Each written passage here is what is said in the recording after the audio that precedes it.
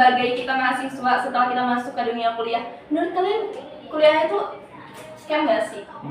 Enggak. Bahasa Inggris biasa kita lebih ya. Nggak mau. Karena ya sebenarnya menurut kalian enggak, karena kan banyak orang yang memandang bahwa kuliah itu kayak cuma sebagai batu loncatan untuk mendapatkan pekerjaan gitu, not something really important. Nah itu udah masalahnya nggak sih? People who think that college is only a stepstone already has their mindset bothered. Pemikiran tuh kayak kuliah untuk kerja gitu. Kuliah to get more knowledge, not as stepstone. Berarti itu udah langsung salah di mindsetnya. Kalau kayak gitu, gimana caranya kita bisa memperbaiki mindset yang salah itu? Bahwa kayak ya kuliah itu sebenarnya nggak cuma untuk batu loncatan loh, karena buktinya banyak juga yang udah lulus nggak langsung dapat kerjaan kan setelah kuliah gitu. Nah gimana sih menurut kalian? I think we should not. I think we should let those who don't want to be safe, let's just focus on ourselves.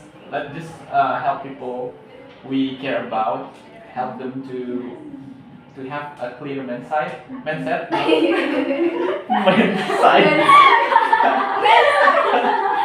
Yeah. So the point is, I don't really care about those who make excuses or even insulting and looking down on us who really trying our best to educate ourselves. Really? Huh? Really? Even though kita kan di dunia pendidikan ya, kita masuk fakultas pendidikan. Fakultas pendidikan itu kan sering dianggap sebelah mata nggak sih sama kayak fakultas lain, sama pokoknya orang-orang yang di luar dunia pendidikan. Kayak bisa aja nggak sih karena dari anggapan itu mereka menganggap bahwa ya kuliah itu scam. Karena? Ya karena yang kayak gue bilang tadi, pendidikan itu dianggap apa ya? Kayak semua orang bisa ngelakuin gitu. Makanya dunia pendidikan itu terlebih anak-anak yang kuliah di fakultas pendidikan itu dianggap sedang ditipu. Jadi ini konteksnya udah mengerucut ke education. Pendidikan, Ya. education. What do you think? Kalau aku belum mau jawab yang ini ya, mungkin lebih ke awal tadi kalau itu. Menurut tuh root itu tuh di kemiskinan ini. Karena mereka kurang, orang-orang ini grew up di keluarga yang kurang, they won't learning that much until mereka tuh doesn't really care about themselves, about their education, about what they can get, about how they can grow as long as they can get money. Yeah, Okay, sure. Sure? I don't think so, because I find a lot of example that people who comes from poor background, they tend to be more resilient and insisted on studying, not only for the degree, because they are so done with their life, right, from their suffer. Meanwhile, Strong will gitu. A good mindset, Yeah. A good mindset. yeah, I can give you example, but I don't think it's necessary. I don't want to name people here. Okay, so those who looking down on education, those who only aims for the degree, is mostly comes from people who already have positions, privilege, money, you name it yourself, and Nggak juga. Tapi lanjutin dulu. yeah, because I heard a lot of story that some people who works on government, who sit on the top chairs, yeah, Sensor DPR. yeah, even DPR. Hey, what's your mom? Little bread? it's an obvious, undeniable, Yeah. sad fact about our country. Back to the mindset and how they grew up. So Not I, only about the miskinan. yeah, I stay with the poor. As a result, who have good mindset. What do you think? I think mostly those like social elites just pursue on education for, just like their status, I guess. For The fame. degree just for, they don't give a shit about their GPA. Yeah. So as long as sorry. It's okay. They don't give a shit, man. She doesn't mention any name. Yeah, they just want a degree to show off to the world that they are capable of finishing this, but actually we don't know about their ability. Like, Yes. They take it for granted ya. For apa sih namanya? Pengakuan itu bahasa Inggrisnya? For Pengakuan apa bahasa Inggrisnya? Validation. qualification, exactly.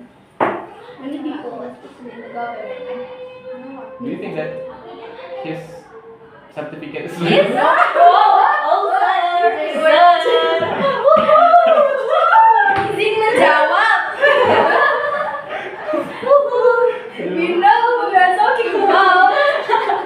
obrolan pinggir jurang nih? Bisa kayak gitu sensorship. Boleh. Bisa. Buat temen gue mana ya? Do you see my Tadi public? orang itu. Oh, Tapi iya. jujur aku ini kayaknya kurang asli deh. Ah, Pernah dipublish itu. Belum ya. Kayak Pokoknya karena dia nanti itu aku ngerasa kayak karena dia menunda itu. itu deh hard. Iya kan? Kalau ada kerja. mungkin aja.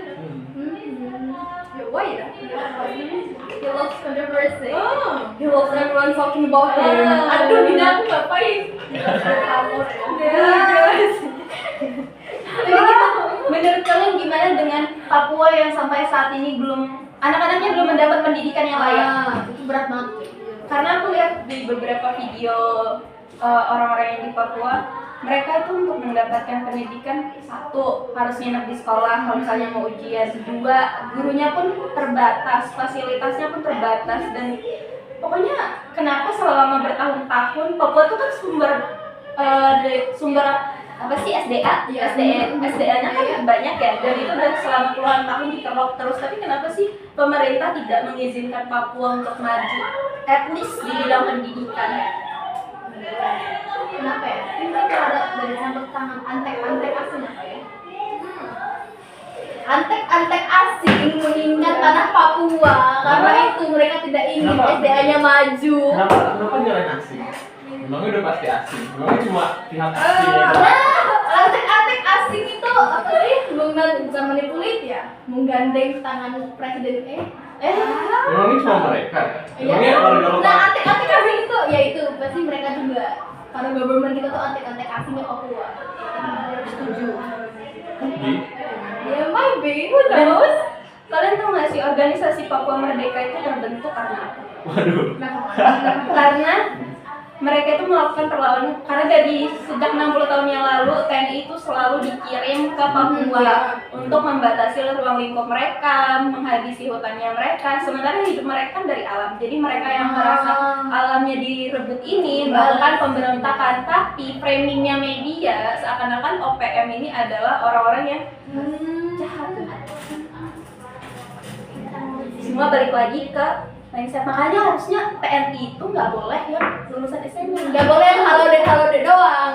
nggak boleh yang lulusan SMA, karena mereka tuh harus punya pemikiran yang logis, satu, punya pemikiran yang waras juga, dua. Buat my dad lulusan SMA, tapi jadi Alhamdulillah. Berarti masih waras. Mindset yang bagus. Berarti mindsetnya benar, tapi kebanyakan kayak kasus yang kemarin yang tembak TNI di tau kan kasusnya kayak dia udah cuma karena senggolan, kayak mereka tuh arogan banget, kayak masa bisa langsung pakai pistol buat ngebunuh orang adik. generasi muda itu ya. Ayo, Halo. sini join our podcast. Podcast beneran ini. Iya. No, this is a real podcast, man. Unfiltered. Ya, tapi kayak kesenjangan pendidikan kayak Rasanya nyata banget. Bahkan negeri dengan swasta itu rasanya gini guys. Bener. Jauh banget. Aku yang dari swasta pindah ke negeri itu berasa nggak belajar. bener banget. Berasa nggak belajar kok. Dari kualitas pengajaran itu beda banget. Setuju. Aku gak pernah swasta. Coba ini ya, kalau di sekolah swasta, kita tuh kalau misalnya gurunya, wali kelasnya berhalangan hadir, pokoknya guru mapelnya berhalangan hadir, pasti ada guru pengganti. Iya, At least ada tugas, dan itu tuh beneran diawasin sama guru lain, gak yang kayak ditinggal gitu doang di kelas. Sekolah negeri, Gak kos. gurunya ngantuk balik ke kantor. Setuju. Gua ada yang orang ini. Gue SMP kayak sekelas datang ke kantor. Iya, aku juga ada bujukin beliau. Bujukin dia biar kayak balik ke kelas itu kayak Iya. Aku pundungan gue deh. Kalau misalnya sama Pundungan gitu, enak gitu. Pundungan. pernah kan ngalamin itu, kayaknya semua orang yang sekolah di negeri pernah deh ngalamin itu. Tapi aku waktu itu karena gurunya tuh abuse mental.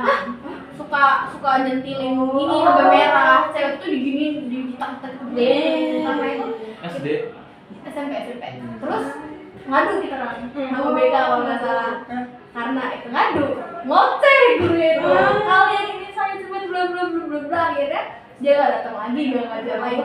Iya, tadinya kita rame-rame datangkan dia. Iya kan, kayak kita tuh kayak ngebujuk gitu. Dan di kelas tuh kayak yang ribut perwakilan siapa yang dekat sama dia, yang biasanya ditunjuk dia. Lo aja kamu kan biasanya ditunjuk sama dia, beliau sayang kok sama lo ya. Lu gak akan dimarahin ternyata kita kan dimarahin gitu. Ternyata sama ya di semua sekolah ada Masalah nasional. Tapi kenapa lu diem aja? Apakah lu tidak pernah Iya, merasakan benar, itu? Banyak, tapi kita yakin. Sebenarnya pasti ada sih, gue juga ngerasain yang sama kok. Cuma di situ gue jadi nyadar, apa jangan-jangan polisi juga kayak gitu ya? Maksudnya mostly semua orang tuh punya pengalaman buruk dengan mereka kan. Jadi kayak mungkin di pendidikan juga gitu. Semua orang terlalu fokus sama kebanyakan, jadi yang harusnya disebut oknum itu yang baiknya malah oknum guru baik, oknum polisi baik. Jadi kayak Dan fokusnya kayak salah. nggak ada bedanya nggak sih? Tapi kenapa yang dikepalai oleh pemerintah ya ada 3 lembaga nih, Jelek semua. semuanya iya kan?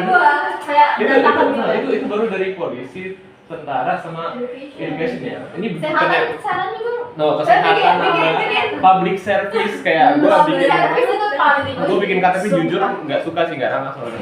bikin KTP gue ditagihin 50.000 biaya kok bisa? bikin kendaraan cong. Kan dari kecamatan ke ini kan ke kabupaten itu kan pusatnya buat ngambil itu. Terus sama orang kecamatannya kalau mau ini bayar 50.000 ya per orang. Jadi kami waktu itu pas SMA bikin KTP ber-7 atau ber-8 kami semua bayar 50.000 per orang, padahal jarak dari kecamatan ke kabupaten itu kan cuma sekitar 30 sampai 1 jam lah, dan itu tuh lintas Sumatera kan mulus ya. Lewatnya jalan mulus, Wak. Emang korupsi itu udah yang kayak dari atas sampai bawah, udah benar-benar struktural. Orang bawahnya kayak gitu, makanya di atas juga kayak gitu kan. Iya, karena kayaknya ya, in my opinion, semua orang yang punya kesempatan untuk korupsi pasti akan melakukan korupsi. Iya sih. Mau entah Ada gede, entah kecil. pernah lihat itu nggak klip orang yang di penjara itu, dia ngomong katanya saya korupsi cuma 5 miliar tapi dapatnya 8 tahun. Yang ini korupsinya berapa ratus miliar cuma 7 tahun kata dia. Oh gitu, saya nyesel mending saya korupsi sebaik-baiknya. Iya sih, setuju sih. Jadi kayak kita mau ke negara mana nih ya? Iya kan, kita lari ke Yaman. Karena dari situ. Kamu mau dari lanjut. Ya, tapi kenapa ya? Yaman itu corruption kan? Bukan. Karena presiden kita kan dulu larinya ke Yaman. Oh. Ngerti sejarah guys, gokil. Boleh guys. Aplaus for Ayam. Agak ngikutin lah kalau politik itu sedikit. Iya sih, emang harus kita. Ngomongin rupiah. Oh iya. Jelek banget. Sumpah gue kan, pokoknya gue agak paham lah sedikit tentang saham. Gue Iya, aku ngikutin. enggak sih. Merah terus cong, selama bulannya kayak turun. Iya. Gak ada saham yang naik, literally BBCA turun, Telkom turun, terus apa Sido turun. Kayak mostly saham-saham bank tuh turun. Kayak apa yang harus selamatin dari Indonesia nih? Iya ya. Presidennya bilang selama Pak Purbaya masih bisa senyum, wah dia mah gak peduli amat. Dia sangat pakai dolar. Ampun banget.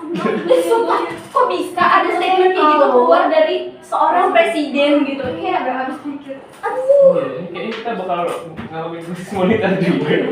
Sumpah, gue takut kalau kita krisis moneter tuh susah tau bangunnya lagi, karena kayak lihat aja presiden kita siapa? Wakil presidennya terus juga pelanggar konstitusi. Siapa yang mau naikin itu? Udah nggak ada sisa Habibie lagi ya. Iya kan. Dirusak Jokowi.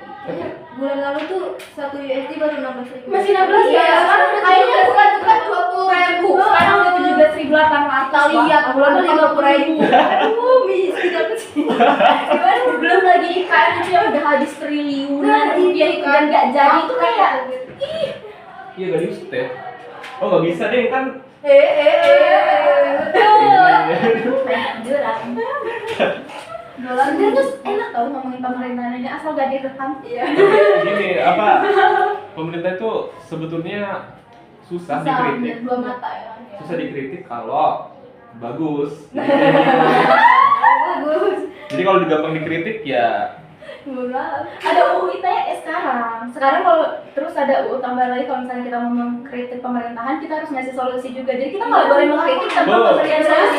Jadi kata gue buat apa lo orang kerja di pemerintahan, kita orang aja sih pemerintahan itu yang memikirkan solusi dari kritik-kritik yang kita kasih, bukan kita yang disuruh ngasih solusi. Terus lo orang ngapain anjir, enggak kita. Setuju. Kalau mereka diem sit ngomong kayak gitu, awas aja. Diem sit ngomong, cari solusinya sini kita. Ya kan bayangin anggota-anggota lu ngomongin kayak gitu. Iya sih. Terus dijawabnya kayak, ya kalian pikirin solusinya lah, terus ngapain orang? Ya kan? Aku nggak paham lagi loh. Aduh. Tapi kalau terjadi krisis moneter, gue rasa kita semua aman sih, karena kita nggak sipit. Karena kita nggak mau kita Karena kita nggak sipit, jadi kita nggak dijarah.